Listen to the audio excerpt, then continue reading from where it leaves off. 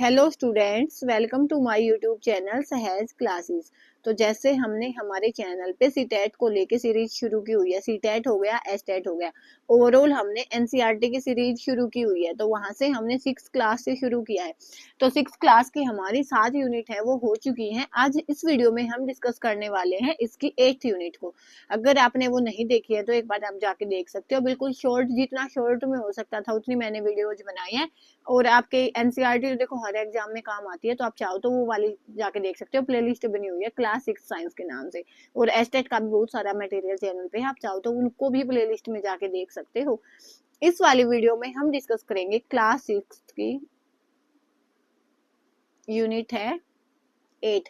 और हाँ, कई का ये था कि 6 क्लास की जो बुक्स है ना वो चेंज हो चुकी हैं। तो भले ही चेंज हो गई हो ना, अभी एग्जाम में मॉडिफाई नहीं हुई है, तो दोनों ही बुक आपने करनी पड़ेगी। क्विक रिवीजन आपने दोनों बुक्स का लेना पड़ेगा, ताकि कहीं से भी एग्जाम में आई ना तो फिर आपको वो गलत नहीं होगा।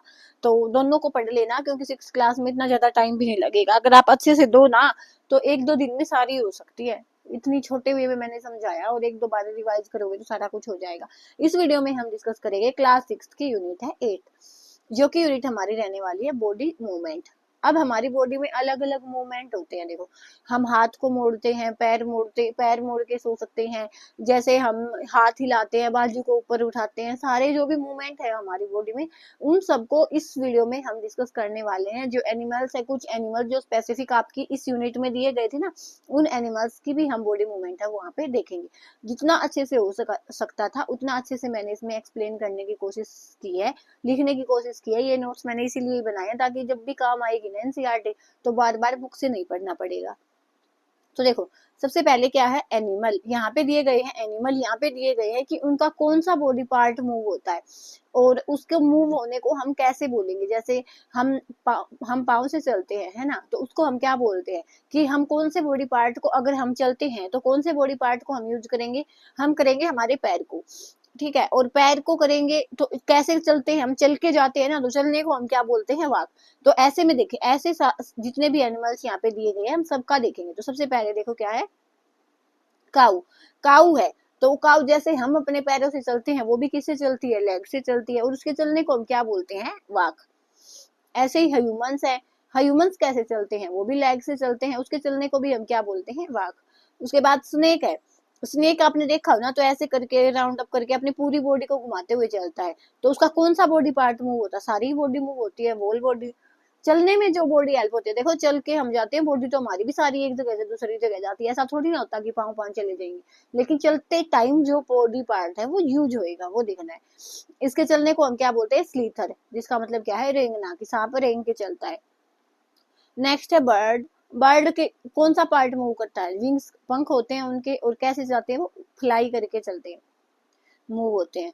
उसके बाद इंसेक्ट है, इंसेक्ट होते हैं जो लेग्स के हेल्प से चलेंगे, और क्राल, ऐसे घुटनों के बल, जैसे कोई छोटा बच्चा नहीं चलता, वो बोलते हैं कि गोद लिए चल पड़ा बच्चा, तो वो वाली, जैसे वो चलता है ना घुटनों के बल छोटा बच्चा, ऐसे इंसेक्ट भी चलते हैं। आप देखना, ये कीड़ी मकोड़े होते हैं, इनको एक बार। फिश हो गई, फिश के क्या होते हैं, फिन्स, पंख होते हैं, और क्या होती है फिक्स, जो फिश है हमारी वो स्विम करती है, तो स्विम हो जाएगा। उसके बाद है फ्रॉग। तो फ्रॉग कैसे चलेगा, लेग से चलेगा और कूद कूद के चलता है, तो इसको हम क्या बोलेंगे, जंप बोलेंगे। तो अब नेक्स्ट हमारी जो टेबल है वो क्या है, हम देखेंगे कि कौन से हमारे बॉडी पार्ट हैं जो कम्प्लीटली रोटेट होएंगे। पार्टली रोटेट हो सकता है, बैंड हो सकता है, लिफ्ट हो सकता है, या मूव ही नहीं होएगा। तो एक बार हम पहले डिस्कस करेंगे कि कम्प्लीटली रोटेशन क्या होता है। तो देखो, जैसे यहाँ पे हमारा कोई भी खिलाड़ी खड़ा है, और उसने उस दूसरे को बॉल फेंक के देनी है। बॉलर है कोई भी, तो जब वो बॉलर अपनी बॉल फेंकेगा ना, तो एक बार आप अपने हाथ से बॉल को ऐसे घुमा के फेंकना, तो आपकी जो पूरी बाजू है वो ऐसे कंप्लीट सर्कल करेगी, मीन्स पूरी बाजू है वो घूमेगी जब आप बॉल को फेंकोगे। तो इसका मतलब क्या है कि हमारा जो भी हाथ है वो क्या हुआ है, कंप्लीटली रोटेट हुआ है। उसके बाद नेक्स्ट देखो, जैसे हमारी गर्दन है, नेक है हमारी, तो नेक है, एक बार आप उसको, जैसे ये गर्दन है, तो एक बार आप इसको इधर मोड़ सकते हो, किधर की साइड, नेक्स्ट टाइम आप इसको इधर मोड़ सकते हो। उसके बाद थोड़ा सा आप इसको हल्का सा ऊपर की साइड मोड़ सकते हो, या तो नीचे की साइड थोड़ा सा झुका सकते हो। ऐसा ही होता है ना, ऐसा तो नहीं होता कि आप अपनी गर्दन को पीठ की साइड भी लेके जा सकते हो, जैसे भूत देखते हैं, तो वैसा तो नहीं होता ना, हम या तो इधर को देख सकते हैं या तो इधर को देख सकते हैं, या थोड़ा सा ऊपर कर सकते हैं या नीचे कर सकते हैं। तो इस वाली रोटेशन को हम क्या बोलते हैं, पार्टली रोटेशन। अब देखो पजल मत होना, पार्टली रोटेशन तब माना जाएगा जब जितना इधर चलेगा ना उतना उधर भी हो सके, जब जितना ऊपर हो सके उतना नीचे भी हो सके, भले ही वो चारों तरफ ना हो, लेकिन जितना इधर होएगा उतना उधर भी होएगा, जितना ऊपर होएगा उतना नीचे भी मूवमेंट उसमें होएगी, तब हम बोलेंगे उसको पार्टली रोटेट है वो होएगा। जैसे एग्जाम्पल के लिए मैं आपको बताऊं, जैसे ये लेग है हमारी, ये लेग है, तो इस लेग को आप है ना यहाँ से, जैसे ये हमारी नी है, ठीक है, तो इस लेग को नी की हेल्प से अगर आप नी को अपनी कांस्टेंट कर दो यहाँ पे कि नी हम नहीं हिलाएंगे, एक जगह रखोगे, तो आप इस नी को कांस्टेंट रखना है, पूरी पूरी टांग नहीं उठानी है आपने। जब नी को कांस्टेंट रखोगे ना आप, तो इसको नीचे की साइड तो आप मोड़ लोगे, जैसे हम बैठते हैं ना कोई आसन वगैरह में बैठते हैं, लेकिन अगर नी को कांस्टेंट करके, इसको कांस्टेंट करके अगर आप इसको ऊपर की साइड उठाना चाहोगे ना, आगे आगे वाली की टांग को, इस इधर इधर वाली टांग को, तो नहीं उठा पाओगे। या तो ये होना चाहिए कि जितना ये पीछे गया ना उतना ऊपर भी उठा पाओ आप, जैसे हम बोलते हैं ना ये गोड्डे होते हैं जो हमारे, उनके उनको एक बार कांस्टेंट करके आप ऊपर की साइड उठाओगे, इनको ऊपर की साइड आप है वो नहीं उठा पाओगे, अगर उसको फिक्स करोगे पूरी टांग ही उठेगी आपकी। तो इस वाली रोटेशन को हम क्या बोलेंगे, ना तो ये कंप्लीटली हुआ ना ये पार्टली भी नहीं होगा, कहीं आप ये सोचो कि ये पार्टली होगा, इसमें हम बोलेंगे कि ये तो बस बैंड होती है, इसके अलावा कुछ नहीं होती। उसके बाद नेक्स्ट है कि किसी चीज को आप लिफ्ट कर सकते हो या नहीं कर सकते।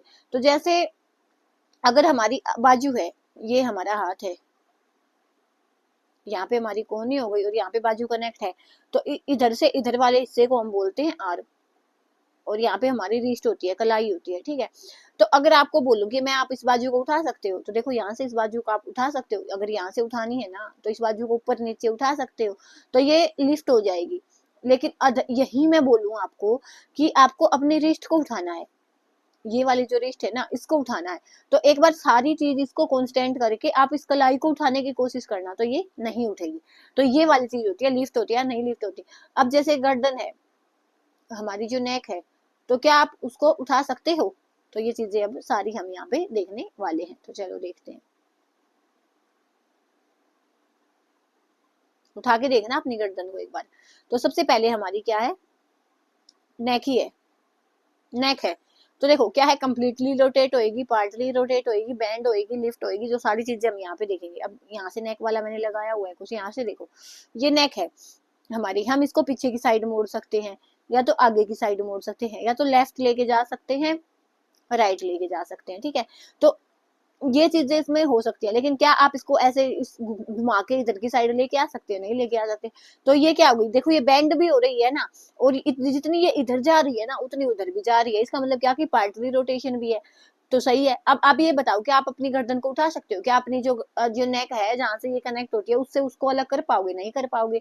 तो ये इसमें हमारे पास क्या है, कंप्लीट रोटेशन भी नहीं होता, उसको हम उठा भी नहीं सकते। तो चलते हैं हमारी टेबल पे, तो देखो क्या है, सबसे पहले नेक है, तो क्या नेक है वो कंप्लीटली रोटेट होएगी? नहीं होएगी। उसके बाद पार्टली तो होता है, हमने देखा कि एक बार इधर जा रही है, उधर जा रही है, ऊपर जा रही है, नीचे जा रही है। उसके बाद बैंड भी हो रही है वो, लेकिन उठा नहीं सकते आप अपनी गर्दन को। क्या अपनी नेक से यहाँ से नीचे से अलग करके उठा सकते हो? ऊपर नहीं उठा सकते। और डज नॉट मूव में तो सारा नो ही है, क्योंकि ऐसा कोई ना कोई एक चीज होती है उसमें, या तो कंप्लीटली रोटेशन हो, या तो पार्टली हो, या तो बैंड हो, या तो लिफ्ट हो। तो इसको हम नहीं देखेंगे, बाकियों को देखेंगे, क्योंकि ऐसा तो कोई हिस्सा ही नहीं है कि जो बिल्कुल ही मूव ना होता हो। थोड़ा बहुत तो उसमें कुछ होता है ना, जैसे बॉडी पार्ट में काउंट करेंगे, तो इसको छोड़ दो, इसमें तो सारे में नो ही है, क्योंकि कुछ ना कुछ यहाँ पे मूवमेंट है वो दिखा ही रहा है। उसके बाद कलाई देखो, आप है ना अपनी कलाई, कलाई में आप अपने हाथ को मत घुमाना। देखो दो चीजें होती है, एक हमने पढ़ा होता है सर्कल, एक हमने पढ़ा होता है स्फेयर। तो दोनों देखने में आपको एक जैसे लगेंगे, लेकिन अगर आप देखोगे तो सर्कल हमारा 2D में होता है और स्फेयर हमारा 3D में होता है। तो वही चीज यहाँ पे आती है। अब आप ये मत सोचना अपनी मुट्ठी है जैसे यहाँ से कि हम तो इसको घुमा सकते हैं, मुट्ठी नहीं घुमानी आपने, आपने अपनी कलाई घुमानी है। तो उस कलाई को आप देखोगे ना तो आप कंप्लीटली है उसको नहीं घुमा सकते। तो क्या होएगा, कंप्लीटली रोटेशन उसमें नहीं होएगा। अब जो आपकी ये कलाई है इसको आप हल्का सा इधर भी ले जा सकते हो, उधर भी ले जा सकते हो, तो पार्टली रोटेशन है इसमें होएगा। अब ये आप इसको ऊपर भी मोड़ सकते हो और नीचे भी मोड़ सकते हो, तो ये बैंड भी होएगी। लेकिन उठा सकते हो कलाई को, सारी चीजें फिक्स करके। जैसे मुट्ठी मत उठाना, जो कलाई है ना आपकी, ये जैसे मेरा ये हाथ है, तो यहाँ पे कलाई है ना, तो इस कलाई को उठाना है, अकेले कलाई को नहीं उठा पाओगे। जोड़ है ना यहाँ से, जो हमारा कोने वाला जोड़ है वो उठेगा, अकेले कलाई नहीं उठेगी। तो लिफ्ट में भी नो है, बाकी ये तो नो ही है। उसके बाद फिंगर देखो, जो आपकी उंगली होती है,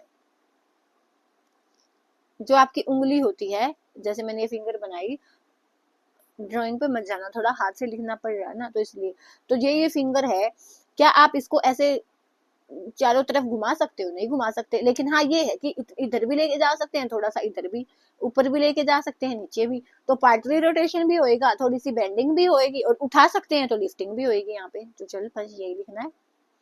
तो फिंगर के केस में क्या है, कंप्लीटली रोटेट नहीं होएगा, जो फिंगर ये वाला है, कंप्लीटली रोटेट नहीं होएगा, पार्टली रोटेट है होएगा, बेंड भी होएगी, उठा भी सकते हैं, और नो मुंह वाला नो हो जाएगा। अब इसको डिस्कस करेंगे।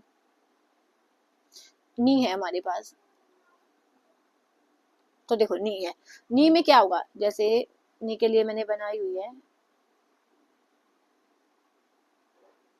ये वाली इमेज बनाई है, देखो जैसे हमारा इसको हम नी बोलते हैं। तो यहाँ से देखो, क्या आप इस नी को, जैसे अभी मैंने बताया था ना, पहले एक एग्जांपल बताया था जब हमने मूवमेंट स्टार्टिंग में डिस्कस की थी कि हम किसको पार्टली रोटेशन बोलेंगे। अब यहाँ से देखना है इस चीज को, देखो ये वाला पाँव है, यहाँ से इसको फिक्स करके आप इस वाले पाँव को पीछे तो लेके जा सकते हो, लेकिन क्या आगे उठा पाओगे? इस चीज को फिक्स करके आप अपने पैर को उठा के देखना, क्या कर पाते हो? क्या आप इसको ऊपर, इस चीज को फिक्स करके क्या अपने इस पैर को ऊपर उठा पाओगे? नहीं उठा पाओगे। तो इसलिए ना तो कंप्लीट है, इसमें कंप्लीट रोटेशन भी नहीं है, पार्टली भी नहीं है, और तो बैंड हो सकता है, ये बस एक साइड बैंड हो सकता है, बाकी देखो क्या है हमारे पास, नहीं है। देखो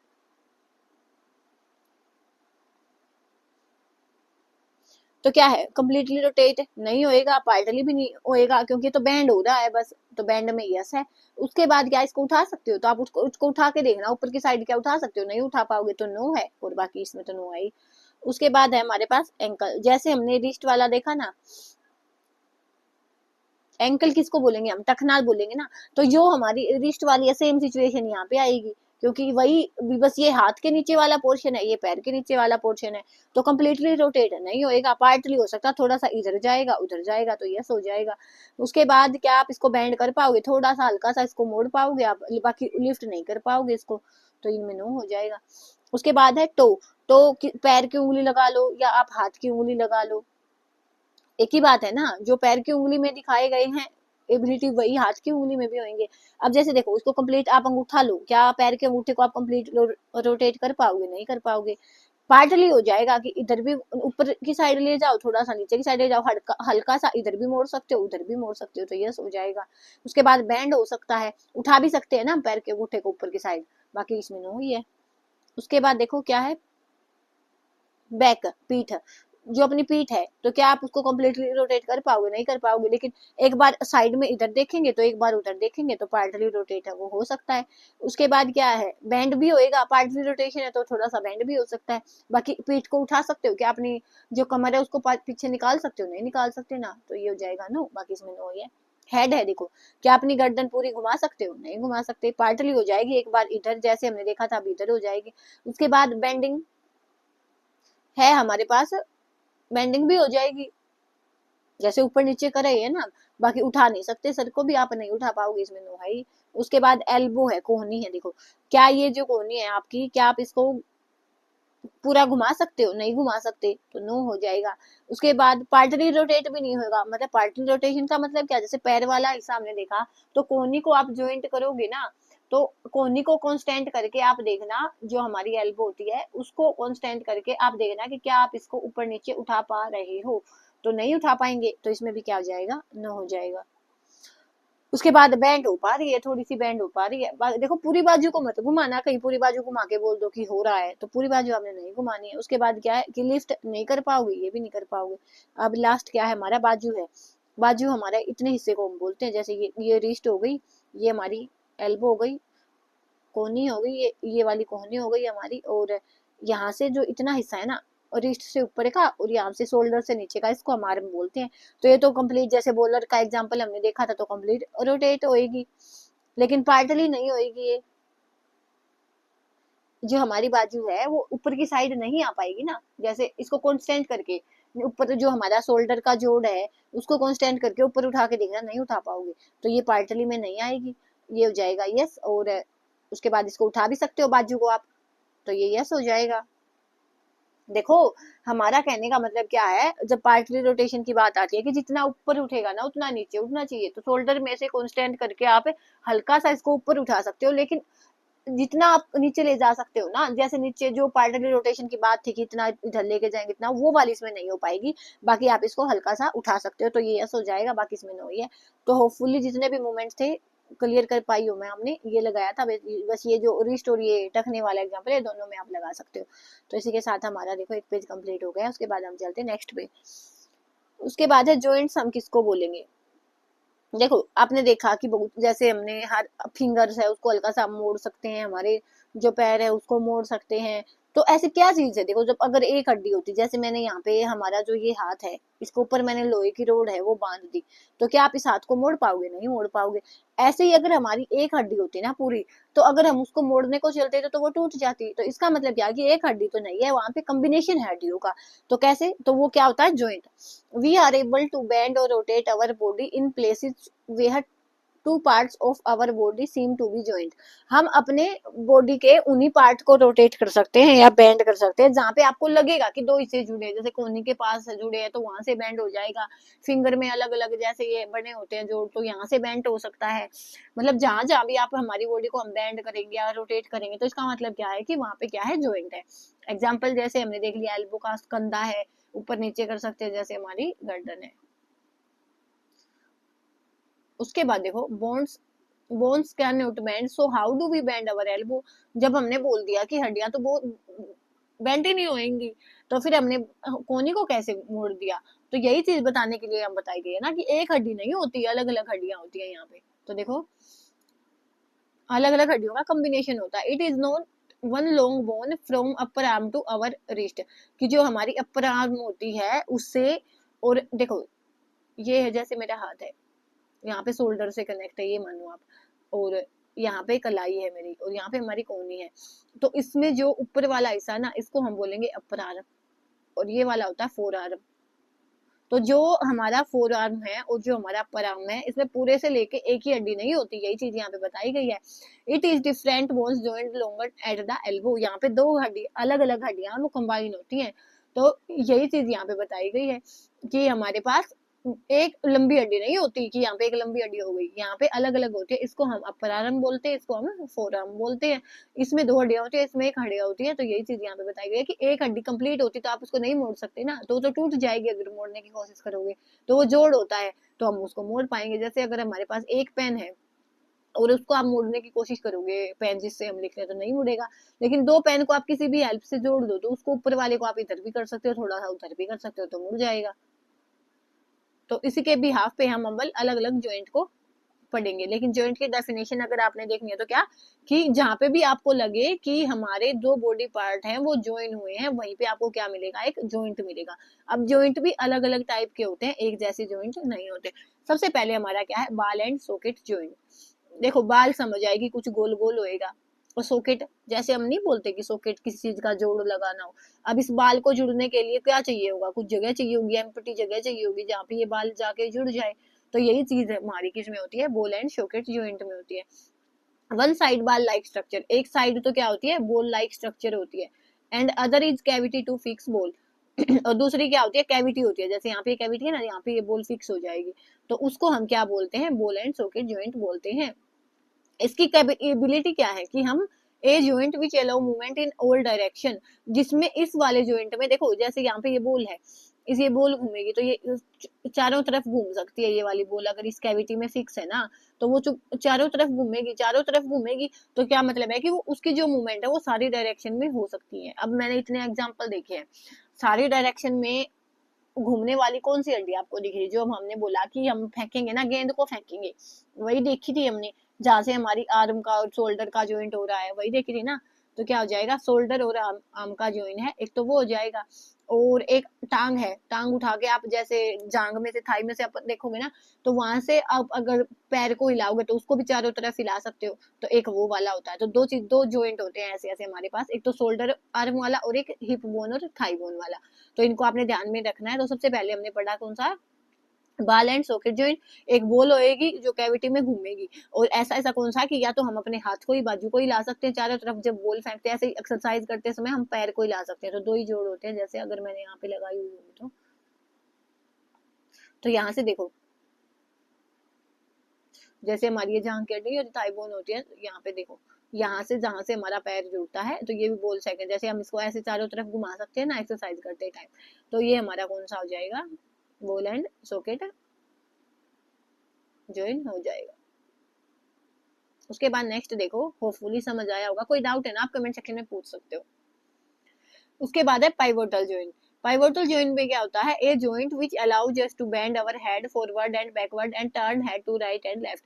पाइवोटल का मतलब एक ही चीज समझो कि हमारा जो हेड है ना उससे कनेक्ट है ये। हेड कैसे कनेक्ट है, जैसे अपनी गर्दन है, जैसे हमने इससे पहले वाली स्लाइड में देखा था, ये वाली जो गर्दन है कि हमारी ये इधर हो सकती है, इधर हो सकती है, इधर हो सकती है, इधर हो सकती है। तो यहाँ पे एक जॉइंट लगा होगा ना, तभी ये इधर उधर हो सकती है। नहीं तो अगर हल्का सा जॉइंट होता तो गर्दन अलग हो जाती, और अगर कोई जॉइंट ना होता तो फिर हम इसको मोड़ ना पाते। तो यही चीज यहाँ पे बताई गई है कि वो जॉइंट जो हमको, हमारी जो सिर है उसको इधर उधर आगे पीछे होने को, या तो राइट लेफ्ट है मूव होने को अलाउ करेगा, उसको हम बोलेंगे पाइवोटल जॉइंट बोलेंगे। तो यहाँ से होपफुली आपको समझ आएगा ये होता है। देखो कैसे होता है, इसमें क्या होती है, दो हड्डियां होती हैं। एक तो जो हमारी ये वाली जो गर्दन की हड्डी होती है, जो हमारी नेक बोलते हैं आपको, ये हमारी जो ऊपर का हिस्सा है उसकी हड्डी होती है। जैसे मुंह से लगा लो आप, जैसे मुंह से ये मुंह नहीं स्टार्ट होता हमारा, माउथ स्टार्ट होता है, तो वैसे। तो ये वाली जो हड्डी है इसमें फिक्स हो जाती है, देखो जैसे इससे नेक्स्ट में फिक्स हुई हुई है ये वाली जो हड्डी है इसमें फिक्स होती है। तो अब इसको हम थोड़ा सा इधर घुमा सकते हैं, थोड़ा सा इधर, थोड़ा सा पीछे, थोड़ा सा आगे। तो इस जॉइंट को हम क्या बोलते हैं, पाइवोटल जॉइंट। याद आपने ये रखना है कि इसमें दो ही मूवमेंट होती है, ना तो कंप्लीट रोटेशन होएगा, फॉरवर्ड हो सकता है, बैकवर्ड हो सकता है, लेफ्ट हो सकता है, राइट हो सकता है, जो हेड के मूवमेंट में करेगा। तो ये हमने देख लिया। उसके बाद देखो, इन ball and socket joint rounded and one bone rotate in cavity. ये तो हमने देख लिया कि इसमें क्या है, राउंडेड एंड होएगा, वो रोट होएगा। और पाइवोटल में हमने क्या देखा, देखो पाइवोटल में हमने देखा कि कुछ सिलेंडर टाइप है यहाँ पे, और सिलेंडर टाइप है वो रोटेट होएगा। वहां पे क्या था कि जो भी राउंड हमारी जो गोल टाइप थी फिगर, वो चारों तरफ मूव हो सकती है, लेकिन ये तो या तो बैकवर्ड होएगी, या तो फॉरवर्ड होएगी, या तो ऊपर है या तो नीचे होएगी। तो ये चीज डिफरेंस थे इनमें, इनको आपने ध्यान में रखना है। उसके बाद नेक्स्ट चलते हैं, in pivotal joint cylindrical bone rotate in ring. तो पाइवोटल जॉइंट में क्या होता है, हमारे पास सिलेंड्रिकल बोन रोटेट हुई है, जैसा कि मैंने आपको दिखाया अभी। उसके बाद है हिंगे जॉइंट, हिंग जॉइंट बोल रहा है, हिंगे जॉइंट बोल लो। तो देखो हिंग, इसमें क्या होता है, a joint which allows only a back and forth movement is called hinge joint. अब क्या है कि या तो उसमें क्या होगी, बैक मूवमेंट होगी, या तो क्या है, फोर्थ मूवमेंट होगी, या तो पीछे मूव हो सकता है या तो आगे मूव हो सकता है, बस एक ही डायरेक्शन में मूव होगा। तो यहाँ पे हमने कहाँ कहाँ पढ़ के आए हैं ये वाली चीज की, हम एक ही डायरेक्शन में मूव होता है। तो देखो सबसे पहले हमने देखा था नी जॉइंट। नी जॉइंट हमने देखा था कि जहां से हम हमारे जो नी है उसको कांस्टेंट करके अगर उसको उठाना चाहेंगे ना, तो उसको अगर हमने नी को कांस्टेंट करके उठा किया है ना, तो उसको आप नीचे तो कर पाओगे, लेकिन उसको आप ऊपर की साइड है नी को जॉइंट करके नहीं उठा पाओगे। तो ये वाला था क्या कि बस ये नी हमारा है वो नीचे नीचे की साइड मुड़ सकता है, कि जैसे एक्सरसाइज करता है ना कोई, जैसे अगर ये एक मिनट एग्जाम्पल है, यहाँ से देखो इसको आप है ना इधर की साइड मोड़ सकते हो, लेकिन इधर की साइड है इस चीज को कांस्टेंट करके नहीं हो सकते। तो एक ही डायरेक्शन में मूव हुआ ना, तो यहाँ पे हमारा कौन सा जॉइंट हो जाएगा, हिंग जॉइंट हो जाएगा। वैसे ही एल्बो का, कोहनी का जॉइंट हो गया। तो कोहनी के जॉइंट में भी आपने यही चीज देखनी है कि जो कोहनी यहाँ से अगर आपने इसको कांस्टेंट कर दिया ना, आप इसने आप अगर आपने यहाँ से अपनी कोहनी को कांस्टेंट कर दिया है, तो इसको भी आप है ना एक ही डायरेक्शन में मूव कर पाओगे। इसको आप हल्का सा ऊपर उठा सकते हो, लेकिन इसको एल्बो को नीचे नहीं उठा पाओगे। लेकिन मूवमेंट तो एक ही डायरेक्शन में हुई है ना, तो हमने बस यही देखना है कि मूवमेंट एक डायरेक्शन में हुई हो, वही हमारा क्या होगा, हिंग जॉइंट होएगा। जैसे फिंगर का जॉइंट है, फिंगर का जॉइंट कौन से वाला, हमारे फिंगर में 2-3 जॉइंट होते हैं, तो कौन सा काउंट करा? जैसे ये फिंगर है कि यहाँ से हथेली से जुड़ी है, तो ये वाले जो जॉइंट नहीं होते, तो यहाँ पे जो उंगली का हेड होता है, बिल्कुल ऊपर वाला पार्ट होता है ना, तो आप इसको नीचे तो कर सकते हो, लेकिन आप इसको ऊपर की साइड है वो नहीं उठा सकते।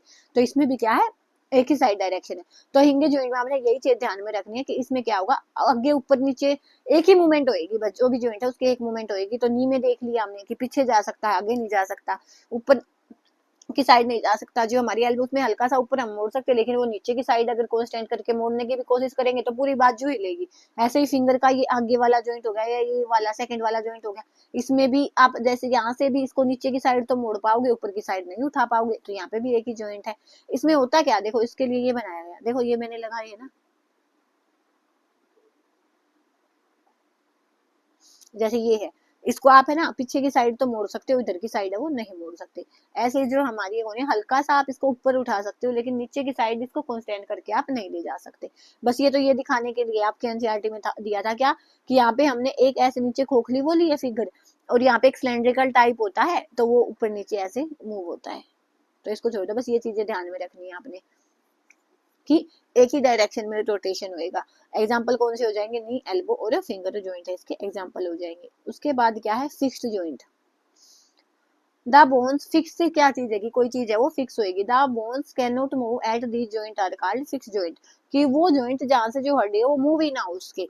देखो जैसे हम गोलगप्पे खाते हैं, तो गोलगप्पे खाते हैं उस टाइम पे आपने देखा होगा, एक बार आप खाने की कोशिश करना, तो आप देखना, एक बार मुंह खोल के देखना, आपको क्या पता चलेगा वहां से, आपका एक ऊपर का जा होता है, एक नीचे का जा होता है, तो कौन से वाला जा है वो आपका मूव होगा। तो आप देखोगे कि जो ऊपर का जबड़ा हमारा होता है ना, वो क्या है, ऊपर से जुड़ा होता है, जो हमारा ऊपर वाला पोर्शन होता है, तो वो मूव नहीं होता। तो आप जब मुंह खोलते हो ना, तो नीचे वाला जो जा है आपका वो नीचे की साइड खुल जाता है, लेकिन ऊपर वाला जैसे जहाँ पे था वहीं पे रहता है। तो जो ऊपर के जबड़े में और हमारी बॉडी है, जो हमारे ऊपर का जो फेस है, उसमें जो भी जॉइंट लगा होता है वो फिक्स जॉइंट होता है, कि वो मूव नहीं हो सकता। वी कांट मूव अवर अपर जा, हम अपने अपर जा को मूव नहीं कर पाएंगे। जैसे एग्जांपल है, खोल के देख लो, ये तो आपके हाथ की बात है। Because there is a joint between upper jaw and rest of head, जो हमारा ऊपर वाला पोर्शन है और जो अपर जा है उसके बीच में एक जॉइंट होता है, जिसको आप क्या बोलोगे, फिक्स जॉइंट बोलोगे, इसलिए वो मूव नहीं होता।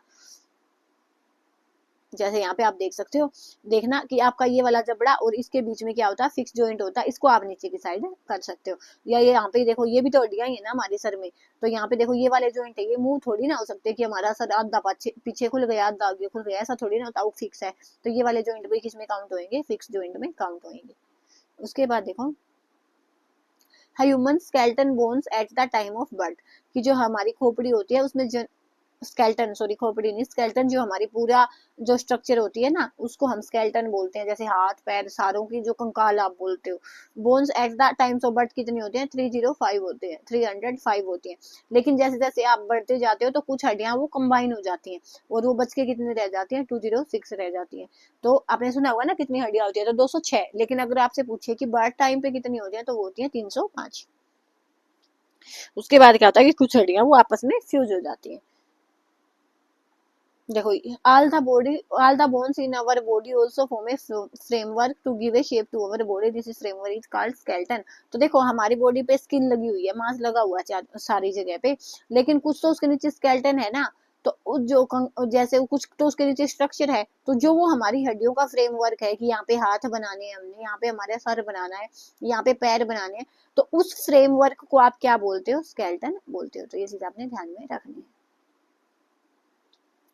अब देखो हमें कैसे पता चलेगा कि हमारी हड्डियां कैसी हैं कैसी नहीं है, तो ये वाली चीज आप कि किसकी हेल्प से हम देख सकते हैं, तो ये वाली चीज हम देख सकते हैं एक्सरे की हेल्प से। X-ray shows the shapes of bones in our bodies, कि जो एक्सरे होता है ना वो शेप्स दिखाता है हमारी बॉडीज में। जैसे यहाँ से देखो, ये होता है स्केलेटन, यहाँ से हम देख सकते हैं कि हमारी बॉडी में कितनी हड्डियां होती हैं। अब यहाँ से देखो क्या है, ये चीज आपने ध्यान में रखनी है। तो हमारी आर्म के दो हिस्से मैंने आपको बताए थे, एक होता है फोर आर्म, एक होता है अपर आर्म। अपर मीन्स ऊपर वाला हिस्सा, तो हम ये हो जाएगा अपर आर्म और ये हो जाएगा फोर आर्म। तो अपर आर्म में कितनी हड्डियां दिख रही हैं आपको, एक दिख रही है, और नीचे वाले में कितनी दिख रही है, तो दो दिख रही है। तो यही चीज यहाँ पे लिख देंगे कि देखो फोर आर्म में कितनी है, दो हड्डियां हैं, और अपर आर्म में कितनी है, वन है। ऐसे ही पैर में हम देखेंगे तो ये पूरा नहीं है, लेकिन यहाँ पे देखो अपर आर्म में कितनी है, 1 है, और लोअर लेग में कितनी है, 2 है। जैसे यहाँ पे नहीं होता, हाथ के जैसा ही है, सेम टू सेम। यहाँ पे एक हड्डी दिख रही है, नीचे 2 2 थी, तो यहाँ पे अपर लेग में कितनी है, 1 है, और लोअर लेग में कितनी है, 2 है। तो यही चीज यहाँ पे लिखी गई है, तो इसको भी आपने ध्यान में रखना है। क्या कि फोर आर्म में कितनी होंगी, 2 होंगी, अपर आर्म में 1 होगी, ऊपर वाली जो बाजू का हिस्सा होता है। ऐसे नीचे वाली टांग में 2 होंगी और ऊपर वाली टांग में 1 होगी। तो यहाँ से मैंने आपको ये दिखा दिया। उसके बाद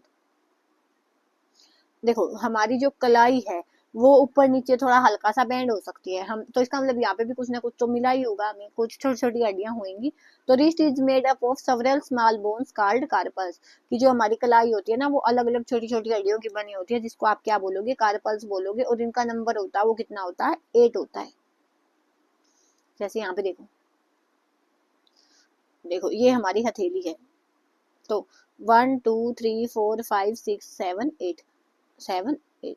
तो यहाँ से काउंट करो, 1 2 3 4 5 6 7 8, तो यहाँ से आपकी हो जाएंगी 7 8। 8 हड्डियां होती है हमारी जो रिस्ट होती है, 1 2 3 4 5 6 और ये 7 और ये 8।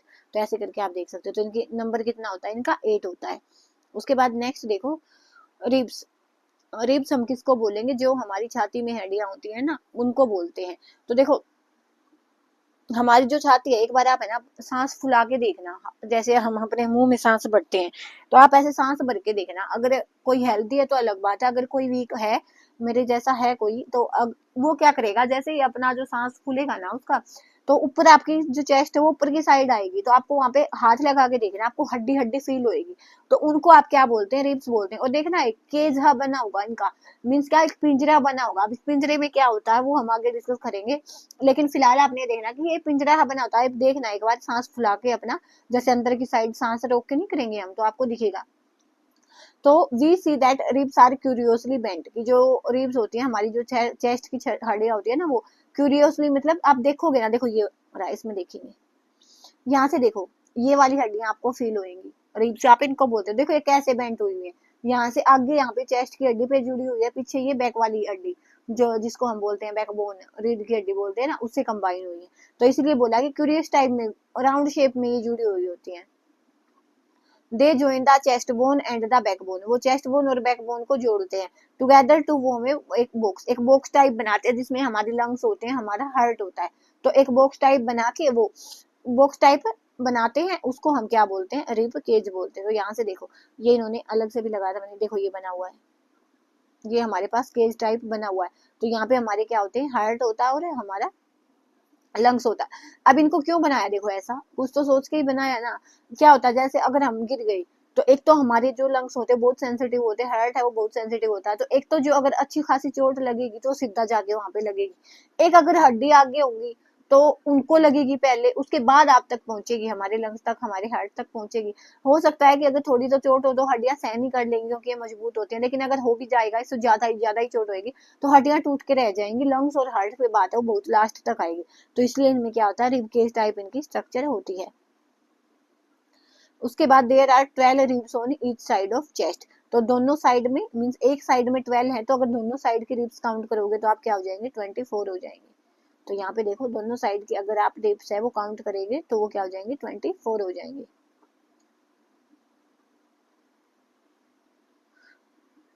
और दोनों एक साइड की काउंट करोगे तो वो आपकी 12 हो जाएंगी। काउंट करके देख लेना। आप अगर खुद की काउंट करोगे ना तो पूरी काउंट नहीं कर पाओगे आप, क्योंकि पूरी हम काउंट कर ही नहीं सकते, इतना तो नहीं फुला पाएंगे ना हम कि सारी चीजें काउंट हो जाए। तो अगर ऐसा ही हो जाए तो फिर एक्सरे की क्या जरूरत रह जाएगी।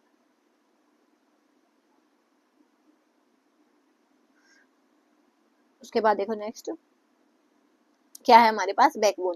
अब हमने देखो सांस फुला के हमने देख लिया कि यहाँ पे हमारी कितनी हड्डियां होंगी। दूसरा केस क्या है, कि जैसे आपने क्या करना है, अपना जो ये होता है ना, इसको बिना मोड़े, क्या बोलते हैं, नी को बिना मोड़े अपने पैर टच करने हैं, नी को बिना मोड़े अपने पैर टच करने हैं। तो अपने कमर की साइड से आपको दिखेगा कि कुछ उठा उठा हुआ दिखेगा आपको। जैसे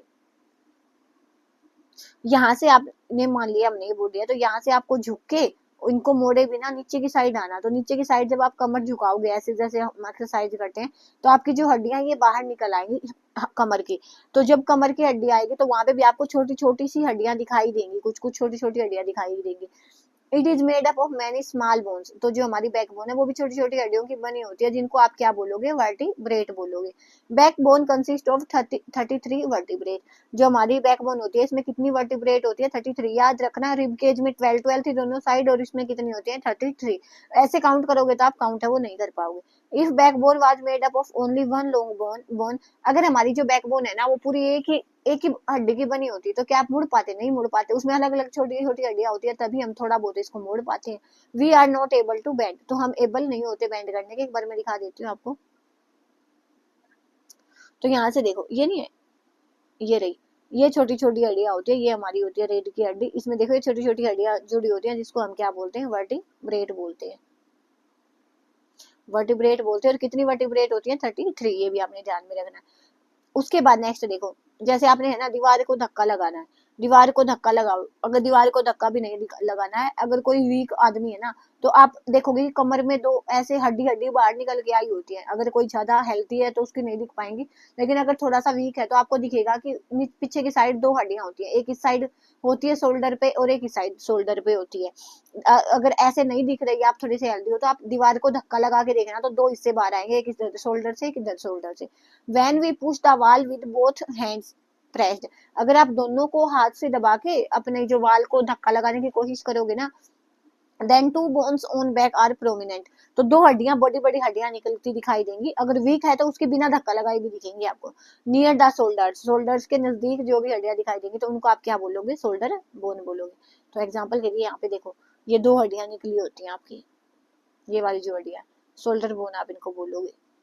नहीं, ये नहीं होती, ये नहीं होती हमारी शोल्डर बोन, सॉरी, एक मिनट देखती हूँ, मैंने लगाई नहीं मेरे ख्याल में शोल्डर बोन की, तो मैंने लगाई नहीं है शोल्डर बोन की। ये तो हमारी पेल्विक बोन्स होती हैं, ये जो मैंने फिगर लगाई है ना, तो देखते मुझे समझ आ गई, ये तो पेल्विक बोन है, शोल्डर बोन नहीं होती। तो शोल्डर बोन आप देख लेना, एक बार आप धक्का लगा के देखना, मैंने पिक लगाना मैं भूल गई यहाँ पे उसकी। तो जैसे हमारी ये गर्दन होती है, तो इस तरह से यहाँ से हमारे कंधे जाते हैं ना, तो यहाँ पे दो हार्ड बोलते हैं, जिसको हड्डी बोलते हैं बाहर निकली हुई, जो दुबले पतले आदमी बोलते हैं ना, तो उनकी हड्डी बाहर निकल आती है, तो उसको हम बोलते हैं शोल्डर बोन। वो तो पेल्विक बोन्स है, जिसको हम अब आगे पढ़ेंगे। those bones which enclose the portion of your body below the stomach, जो हमारा स्टमक होता है उसके नीचे का जो भी पोर्शन होता है, जहाँ जिसकी हेल्प से हम बैठते हैं, देखा होगा ना आपने, अब जब बैठते हो ना तो वहां से जो, जैसे पेट के नीचे से जो भी पोर्शन शुरू होता है, जो टांग होती है, जो थाई होती है, सारा जो भी कुछ होता है वो किस में काउंट होता है, वो पेल्विक बोन्स बोलते हैं उनको। Is the part you sit on, जिसकी हेल्प से हम बोलते हैं ना, जिसकी हेल्प से हम बैठते हैं, उसको हम क्या बोलते हैं, पेल्विक बोन। तो ये वाली चीज तो देखो यहाँ पे है, जैसे हमारी ये टांग स्टार्ट हो गई है, तो इसको हम क्या बोलते हैं, पेल्विक बोन्स। जैसे हमारा स्टमक का नीचे वाला पार्ट है ना, तो इसको हम बोलते हैं पेल्विक बोन। तो यहाँ से हमारी ये थाई बोन भी स्टार्ट हो जाती है, तो ये तो पेल्विक बोन है। देखो ये वाली किसके एग्जांपल है, पेल्विक बोन की। तो ये सारी हड्डियां आपने याद रखनी है, कौन सी हड्डी को क्या बोलते हैं, कम से कम हमारी बॉडी का तो हमें पता होना चाहिए ना कि कौन सी किसको क्या बोलते हैं। तो पेल्विक बोन क्या है, जो स्टमक के नीचे से स्टार्ट होती है, जिसकी हेल्प से हम बैठते हैं। उसके बाद नेक्स्ट क्या है, स्कल, खोपड़ी, ये तो हमने देख ही लिया।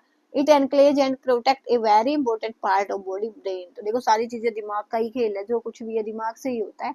तो हमारी बॉडी अगर दिमाग काम नहीं करेगी तो कुछ काम नहीं है, चाहे आप कितने सुंदर हो, चाहे आप कैसे कुछ भी हो, अगर आप में दिमाग ही नहीं है तो काउंट ही नहीं होगा। तो ब्रेन सबसे इंपॉर्टेंट पार्ट माना जाता है हमारी बॉडी का।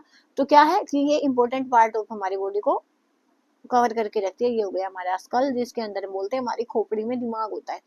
और ये क्या होती है, इसमें देखो फिक्स जॉइंट का भी एग्जांपल हमने देखा था, तो ये हो जाएगी हमारी क्या, स्कल। उसके बाद देखो क्या है, कार्टिलेज। अब हमने बोन देखी थी कि हड्डी है, उसको हम मोड़ नहीं सकते। तो there are some additional part of skeleton which are not hard as the bones which can be bent, कि ऐसा कुछ पार्ट हमारे बॉडी में होता है, स्केलेटन में होता है, कि जो इतना भी हार्ड नहीं होता कि बोन्स है, और इतना भी सॉफ्ट नहीं होता कि वहां पे हड्डियां ही नहीं है। तो उसको आप क्या बोलोगे, कार्टिलेज बोलोगे। कार्टिलेज इसको बोलेंगे कि हड्डियां नहीं होगी, लेकिन आपको ऐसा लगेगा कि कुछ तो है यहाँ पे, कुछ इतना सॉफ्ट नहीं होता कि कुछ है जिसको आप मोड़ तो सकते हो, कुछ मतलब हार्ड सा भी है, थोड़ा थोड़ा सा हल्का हल्का हार्ड भी है, लेकिन आप वहां पे हड्डी नहीं है, मीन्स हड्डी तो होती तो मुड़ती नहीं ना। तो यही चीज है कि इसको हम क्या बोलेंगे, कार्टिलेज बोलेंगे। इसका एग्जाम्पल देखो, जो हमारा कान होता है ना, ये वाला देखो, कान का आपका ये वाला हिस्सा है, इसको आप मोड़ के देखना, तो यहाँ पे आपको हड्डी नहीं दिखेगी, लेकिन हल्का हल्का मुड़ तो जाएगा, लेकिन कुछ कुछ हार्ड पोर्शन आपको दिखेगा। तो इसको हम क्या बोले हैं, कार्टिलेज। इसको ये तो बिल्कुल ही सॉफ्ट होता है, देखो यहाँ पे तो हड्डी ही नहीं होती। यहाँ से इस वाले हिस्सों को जो हमारा अपर है ना, इसको हम क्या बोलते हैं, कार्टिलेज बोलते हैं। यहाँ पे तो हड्डियां ही नहीं होती, ना कार्टिलेज होता ना हड्डी होती है, तो बिल्कुल हमारी जो स्किन स्किन टाइप होती है वो होती है। तो देखो, not soft as ear lobe, कि इतना भी सॉफ्ट ना हो जितनी हमारी ईयर लोब है, इसको हम बोलते हैं ईयर लोब। और इतना भी हार्ड ना हो कि बोन है, तो उसको हम क्या बोलेंगे, कार्टिलेज बोलेंगे। तो इतना भी हार्ड ना हो कि वो हमारी हड्डी होती है, और इतना भी सॉफ्ट ना हो कि जो हमारा ईयर लोब होता है, जैसे जैसे कान भिदवाते हैं ना लड़कियां, अगर वो उसको जहाँ पे कान छेद होता है, कान में छेद होता है, तो इतना सॉफ्ट भी ना हो और इतना हार्ड भी ना हो जैसे हमारी हड्डी होती है, तो उसको हम क्या बोलेंगे, कार्टिलेज बोलेंगे। वैसे और भी कार्टिलेज होती है, जैसे हमारी नाक के आगे थोड़ा सा पोर्शन होता है ना, तो यहाँ पे भी देखना आपको, इसको भी आप मोड़ पाओगे, तो यहाँ पे भी क्या होती है, कार्टिलेज होती है। बाकी यहाँ से आप इस वाली हड्डी को देख सकते हो, ये क्या होती है, कार्टिलेज होती है। उसके बाद हम चलते हैं नेक्स्ट। नेक्स्ट हमारा पोर्शन क्या आया, मसल। मसल अब क्या होता है, देखो जैसे हम नहीं बोलते हमने बॉडी बना ली, ऐसे अपने हाथ को ऊपर उठाते हैं, मसल दिखाते हैं। When we bend our hand, when we observe a swollen region in upper arm, this is called muscle। जैसे हम बॉडी बना के दिखाते हैं कि हाँ हम ताकतवर हो गए, जैसे यहाँ पे हाथ को उठा के नहीं दिखाते, ऐसे ऐसे अगर आप हाथ उठाओगे तो यहाँ पे कुछ अगर कोई मजबूत है ही तो उसका तो उठेगा ना। तो जो पार्ट इसका जो सूजा हुआ पार्ट होता है ना, जो ऊपर की साइड उठता है, तो उसको आप क्या बोलोगे, मसल बोलोगे। The muscle bulge due to contraction, कि जैसे हमने हाथ को मोड़ा, कॉन्ट्रैक्ट किया, तो वो क्या हो गई, फूल गई, छोटी हो गई, in length and become shorter and thicker, कि वो लेंथ में छोटी हो जाएगी और मोटी हो जाएगी। देखो ये रहा, देखो जैसे हम ऐथ को ऐसे करके नहीं दिखाते कि हमने बॉडी बना ली है, तो वही चीज यहाँ पे दिखाई दे। यहाँ पे हमारी जो अपर आर्म होती है, वहां पे एक स्वेलोन सा पार्ट आपको दिखेगा, जिसको हम क्या बोलेंगे, मसल बोलेंगे। जब हम इसको मोड़ेंगे, कॉन्ट्रैक्ट करेंगे, तो ये छोटी हो जाएगी और मोटी हो जाएगी। तो यहाँ से देखो, यहाँ से क्या है कि ये छोटी हो गई है, पहले जो देखो छोटी कैसे, ये देखो पहले इतनी थी, उसके बाद ये इतनी सी जगह में आ गई, तो छोटी भी हो गई। और यहाँ से पहले पहले देखो ये पतली थी ना, अब ये क्या है, मोटी भी हो गई है। तो यही चीज क्या है, हमारी मसल है। उसके बाद देखो काम कैसे करेगी, when muscle contracts the bone moves in direction of contraction of muscle, कि जब भी मसल है ना वो कॉन्ट्रैक्ट होएगी, तो जो हमारी बोन होएगी वो उसी डायरेक्शन में मूव होएगी जहां पे हमारी मसल है वो कॉन्ट्रैक्ट हुई है। कैसे, यहाँ से देखो, जैसे एक बार इसको रेज करते हैं, होते क्या है, देखो कैसे मूवमेंट होती है कि हमारी मसल कैसे काम करेगी। तो जैसे हमने हाथ को ऊपर की साइड उठाया है, यहाँ से हाथ को उठाया, तो होगा क्या कि जो हमारी मसल है ना वो पेयर में काम करेगी। पेयर में कैसे, जोड़े में काम करेगी, कि दो मसल एक साथ होंगी। हमने क्या पढ़ा कि जिस साइड में मसल है वो कॉन्ट्रैक्ट होगी, उसी साइड हमारी हड्डी है वो मूव होगी। तो जैसे हमने ये हमारी मसल है, ये वाली मसल है वो कॉन्ट्रैक्ट हो गई, तो ये क्या हो गई, उस टाइम पे रिलैक्स हो जाएगी। तो जैसे ये कॉन्ट्रैक्ट हुई, तो हमने हाथ है वो ऊपर की साइड उठाया, तो ये वाली जो मसल है वो मूव हो गई, बोन मूव हो इधर इधर हुई, तो यहाँ से हमें स्वेलोन पार्ट है वो दिखाई दिया कि हमारी जो मसल है वो कॉन्ट्रैक्ट हो गई।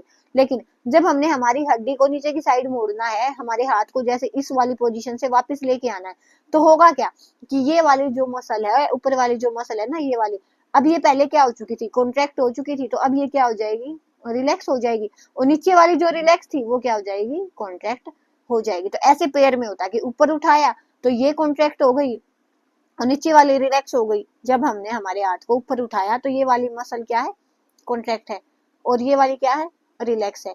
तो हमारी हड्डी है वो ऊपर की साइड मूव हुई। अब जब यहाँ पे हमने हमारी हड्डी को नीचे इसकी साइड मूव करना था, तो ये वाली जो मसल है ये कॉन्ट्रैक्ट हो जाएगी और ऊपर वाली है वो क्या हो जाएगी, रिलैक्स हो जाएगी। तो हमारा वापस जो हाथ है उसी पोजीशन पे आ जाएगा। तो यही चीज यहाँ पे बताई गई है। वहन मसल कॉन्ट्रैक्ट, की जो मसल कॉन्ट्रैक्ट होएगी तो जो बोन है वो मूव करेगी direction of contraction of muscle. तो जैसे ऊपर की साइड उठाएंगे हम, तो जो हमारी ऊपर वाली मसल है वो कॉन्ट्रैक्ट हो जाएगी, तो हड्डी ऊपर की साइड, अब वापस उसी पोजीशन पे लाना है, तो ऊपर वाली जो मसल है वो तो रिलैक्स हो जाएगी और नीचे वाली है वो कॉन्ट्रैक्ट हो जाएगी। Muscle work in pair, a muscle can only pull, it can not push. अब देखो, अब है ना, हमें दो मसल की जरूरत क्यों पड़ी, इसी बात से समझेंगे हम। देखो क्या बोला हमने कि जो ये मसल है ना ये हड्डी को अपनी साइड खींच सकती है, लेकिन अब इस मसल के बस कितनी बात नहीं है कि वापस से धका के इसको नीचे ले जाए। तो इसकी हेल्प के लिए कि वापस से उसी पोजीशन पे हमने ले जाना, तो हम क्या करेंगे, दूसरी मसल का यूज करेंगे। अब ये दूसरी मसल कॉन्ट्रैक्ट होएगी तो हड्डी इधर आएगी और ऊपर वाली ऑटोमेटिक है वो रिलैक्स हो जाएगी। तो यही चीज यहाँ पे बताई गई है कि मसल है वो पेयर में वर्क करेगी और पुल कर सकती है, वो पुश है वो नहीं कर सकती। उसके बाद देखो muscles and bones both are not necessary for movement, कि बोन्स और मसल दोनों ही हो ना, जैसे हमने यहाँ पे देखा ऊपर है कि मसल की हेल्प से बोन मूव हुई है, लेकिन ऐसा जरूरी नहीं है कि मसल और बोन है मूवमेंट के लिए, दोनों ही नेसेसरी है। ऐसे भी एनिमल्स हैं जिनमें बोन्स नहीं होती लेकिन उसके बाद भी वो क्या मूव होते हैं। तो जो है एनिमल में जितने भी, सॉरी हाँ, जो हमारी ह्यूमन बॉडी है उसमें जितने भी जॉइंट्स थे वो सारे हमने डिस्कस किए, जॉइंट डिस्कस किए, मूवमेंट डिस्कस किए, सारा कुछ डिस्कस किया। उसके बाद भी कोई डाउट है तो आप कमेंट सेक्शन में पूछ सकते हो। अब हम चलते हैं एनिमल्स पे। अब तो जल्दी फिनिश हो जाएगा क्योंकि यहाँ पे इतनी ज्यादा कुछ चीज है वो नहीं होती। सबसे पहले हम डिस्कस करेंगे अर्थवॉर्म का। तो अर्थवॉर्म में कोई भी बोन है वो नहीं होती, earthworm does not have bones. तो सारी चीजें याद रखनी है, एनसीईआरटी से लिखेंगे। सीटेट में तो as it is statement based question आती है, 5-6 स्टेटमेंट दे देंगे कौन सी इनमें से नहीं इंक्लूड होती, कौन सी अर्थवॉर्म के बारे में सही नहीं है। तो अर्थवॉर्म है उसमें हड्डियां नहीं होती, इसमें क्या होती है मसल्स होती है। It has muscles which helps to extend and shorten the body. तो वो क्या करेंगी, उसकी बॉडी को एक्सटेंड करेंगी और शॉर्ट करेंगी। किसकी हेल्प से मूव होएगा, मसल की हेल्प से होएगा। During movement, the earthworm first extends the front part of body, keeping rear portion fixed. देखो क्या कहना चाह रहा है, कीड़ा है हमारा ये। कीड़ा क्या करता है, अर्थवॉर्म, केचुआ बोलते हैं उसको, कीड़ा नहीं सॉरी, अर्थवॉर्म है हमारे पास। ये देखो ये क्या करेगा, पहले क्या है अपनी बॉडी के इस वाले पार्ट को फिक्स कर देगा। तो ये वाला पार्ट है इसका फिक्स हो गया, ठीक है, ये आगे वाला पार्ट है, करेगा क्या, ये फिक्स किया। ये वाला तो ऐसे कैसे है, लेकिन इस आगे वाले को एक्सटेंड करेगा यहाँ तक। उसके बाद नेक्स्ट में क्या करेगा, ये तो आगे एक्सटेंड किया, अब पीछे वाले है, पीछे वाले को आगे सरकाएगा। तो जैसे यहाँ पे था, जैसे इसके नीचे ही बनाऊंगी तो अच्छा समझ आएगा। उसके बाद नेक्स्ट में क्या करेगा, ये तो मूव हो गया, आगे वाला आया तो अब पीछे वाले को मूव करेगा और आगे वाले को है वो फिक्स करेगा। तो ऐसे करके मूवमेंट होती है। नेक्स्ट फिर ऐसे ही होगा, पहले पार्ट आगे वाले को मूव करेगा फिर पीछे वाला सरकाएगा। तो यही चीज यहाँ पे बताई गई है क्या, कि अर्थवॉर्म पूरा में हड्डियां नहीं होती, उसमें मसल्स होती है जो क्या करेंगी, एक्सटेंड करेंगी उसकी बॉडी को, शॉर्ट करेंगी।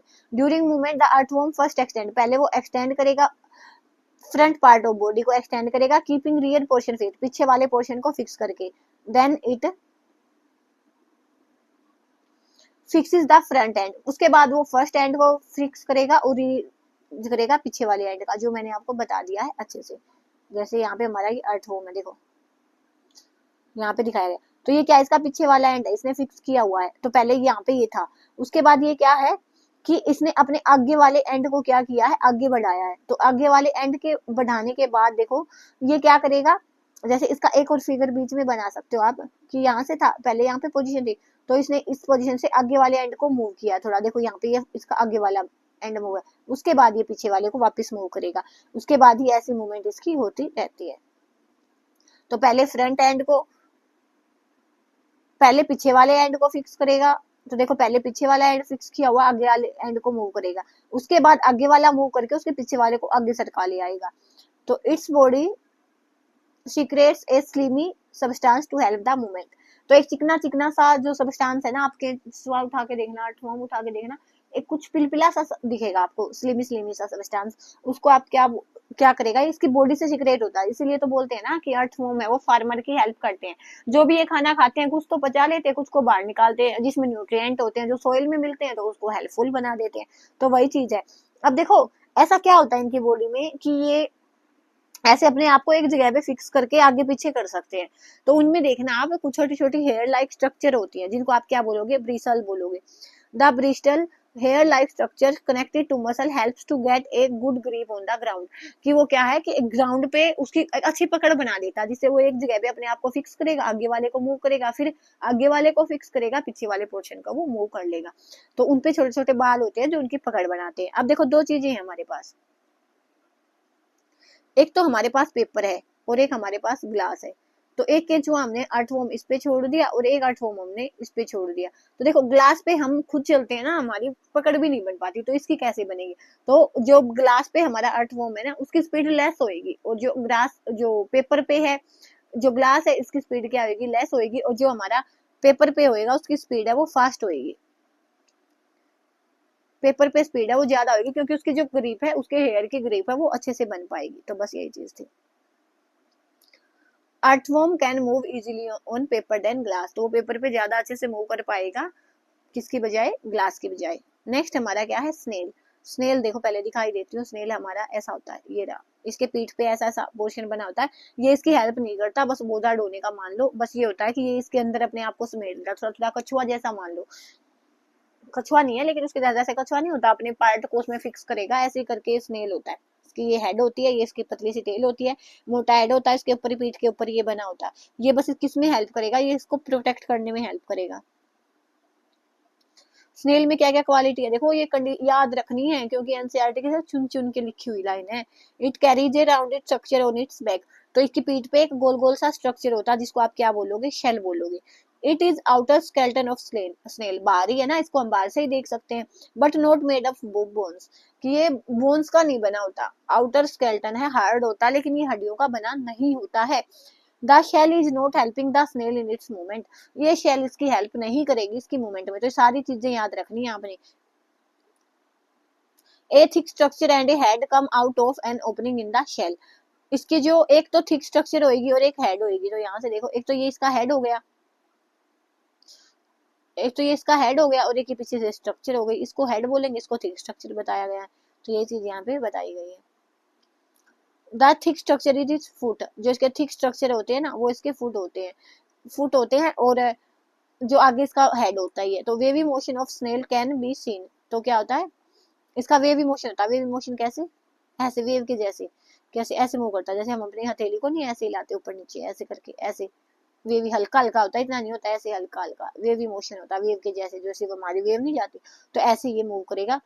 बाकी इसकी जो स्पीड है, अब देखो इतना बोझा उठा के सीधी सी बात है कम ही चलेगा वैसे समझाने के लिए, तो इसकी जो स्पीड है वो अर्थवॉर्म से कम होती है, तो ये आपने याद रखनी है। क्या क्या याद रखोगे कि क्या है,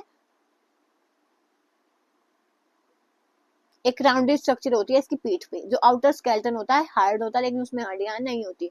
the shell is helping the snail in its movement, की शेल है वो उसकी मूवमेंट में कोई भी हेल्प नहीं करेगी, उसमें एक हेड होता है, एक उसके फुट होते हैं, और इसकी जो मशीन होती है वो वेव होती है, ऐसे वेव के जैसे हल्का हल्का मूव होता है, ऊपर नीचे करके मूव करता है, जैसे सुंडी होती है, अगर आप खेती से बिलोंग करते हो फार्मर में, तो जो बरसीन वगैरह होती है भैंसों के चारे के लिए यूज होती है, तो वहां पे जो होती है ना उनका मूवमेंट भी आप देखना कुछ कुछ वैसा ही होता है।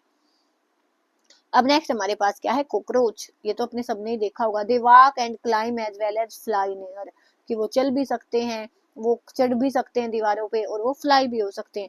They have 3 pair of legs, उनके क्या होते हैं, 3 पेयर ऑफ लेग होते हैं, वैसे मैं आपको दिखा देती हूँ, देखो 3 पेयर मीन्स 3 रुजा 6 पैर होते हैं, 1 2 3 1 2 3 6 पैर होते हैं इनके, तो ये चीज यहाँ पे बताई है कि वो चल भी सकते, क्लाइम भी हो सकते, फ्लाई भी हो सकते, 3 पेयर ऑफ लेग है इनके।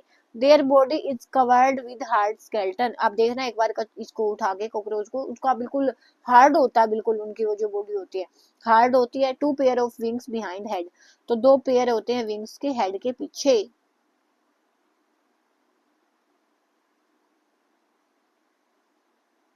यहाँ से देखो, इसके जो ये पंख होते हैं ना ये समेटे हुए हैं, इस फिगर में ये पंख है वो समेटे हुए हैं, इसके हेड के पीछे इसके 2 पंख होते हैं जो इसको उड़ने में हेल्प करते हैं, ये इसकी चलने में हेल्प करते हैं।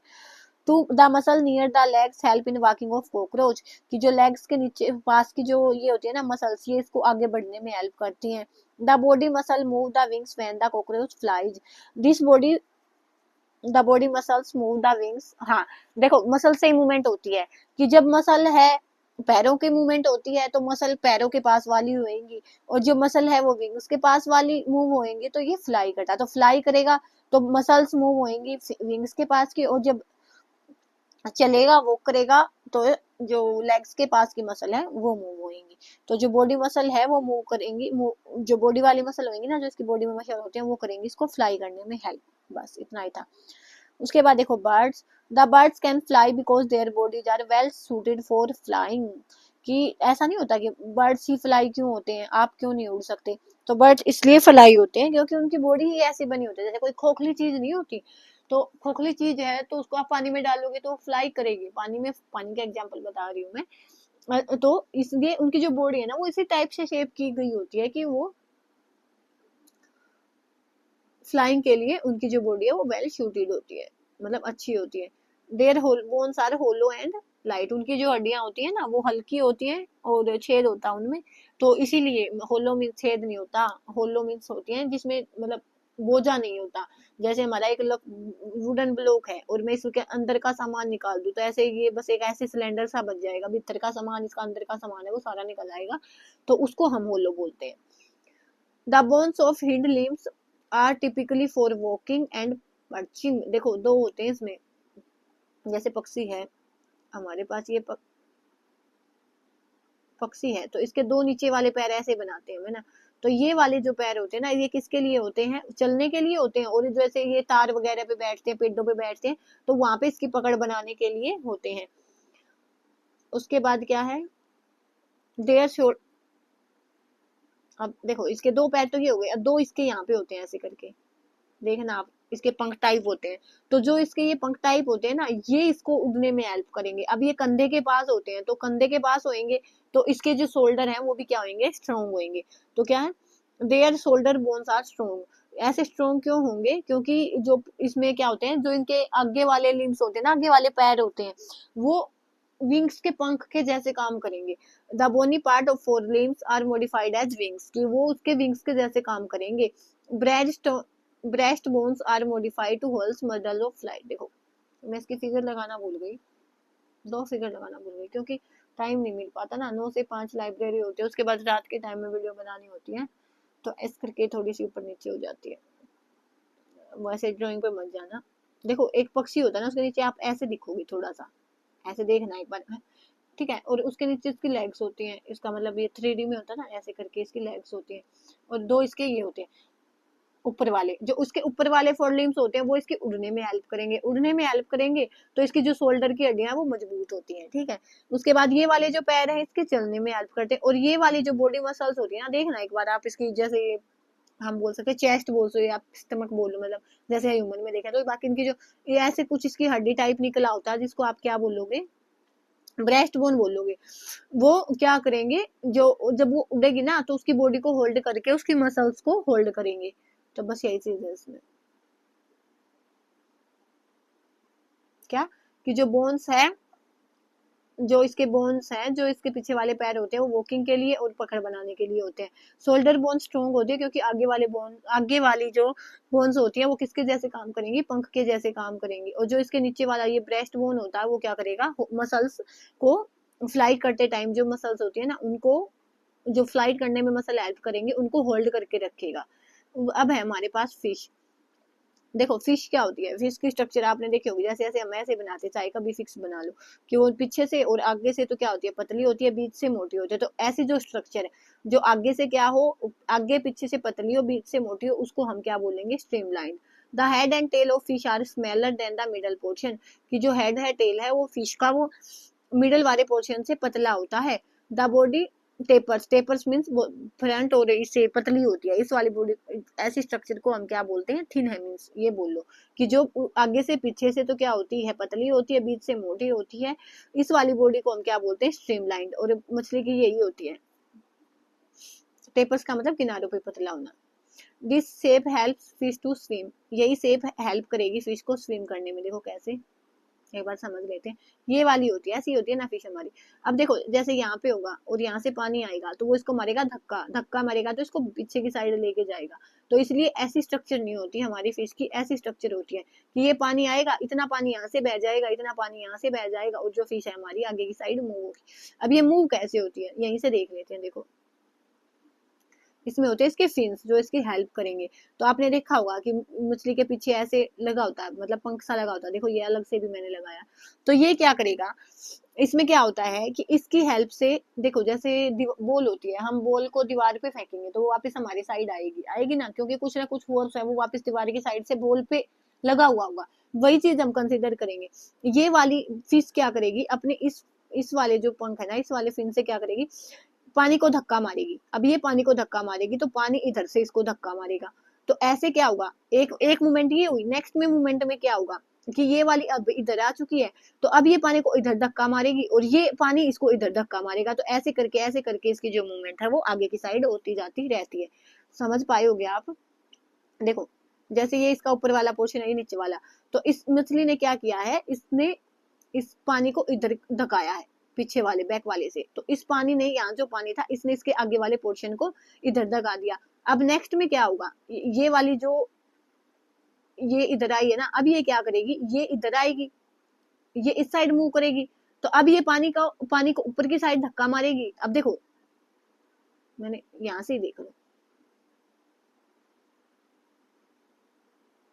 देखो पहले इसने क्या किया है, इसकी हेल्प से पानी को ढकाया है, इस पानी को इसने इधर ढकाया, तो ये पानी ने इसको इधर ढका दिया। अब नेक्स्ट में क्या हुआ है कि ये इधर आ गई है ना, तो अब वो वापस क्या कोशिश करेगी कि इधर आए, तो अब ये इधर आएगी, अब ये पानी, ये इधर आने के लिए पानी को इधर धकाएगी, तो ऊपर वाला पोर्शन है, यहाँ से पानी है वो इसको आगे धकाएगा, तो ये यहाँ पे देखो इससे चेंज हो गया।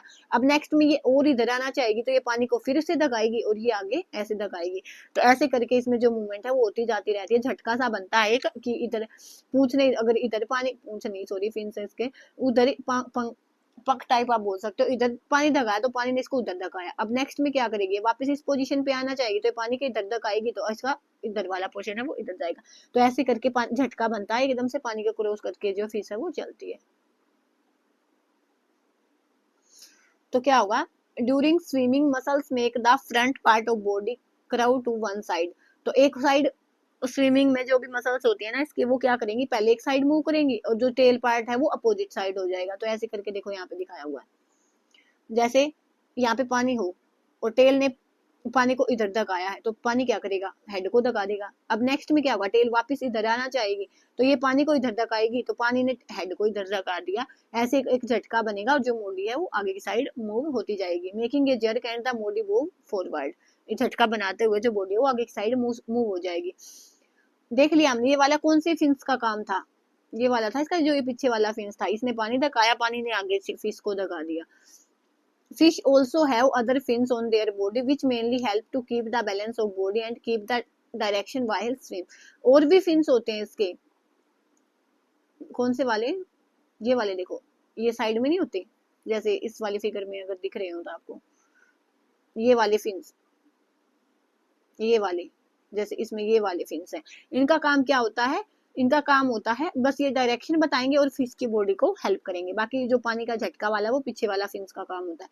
तो फिश है वो दूसरे फिन्स भी होते हैं जो किस में काम करेंगे, बॉडी के बैलेंस बनाने में और उसकी स्विमिंग में जो डायरेक्शन मेंटेन करने में होंगे। अब जो हमारी इस यूनिट का मेरे ख्याल में लास्ट टॉपिक ही है, चलो हो ही गई। स्नेक कैसे मूव होते हैं, how do snakes move. Snakes have a long backbone. Snakes में एक लंबी बैकबोन होती है। They have many thin muscles, एक थिन मतलब बहुत सारी थिन मसल भी होती हैं। Muscle interconnect the ribs and backbone and skin.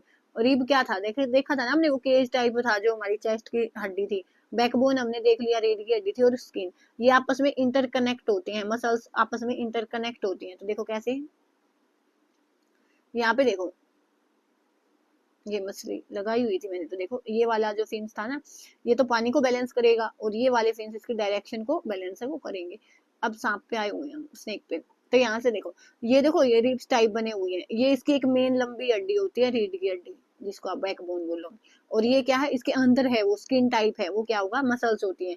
तो यही चीज बताई गई है कि आपस में क्या होते हैं, इंटरकनेक्ट होते हैं। इस वाली हड्डी से ये रिब्स जुड़ी है और रिब्स से क्या जुड़ी है, इसकी स्किन जुड़ी है, मसल जुड़े हैं।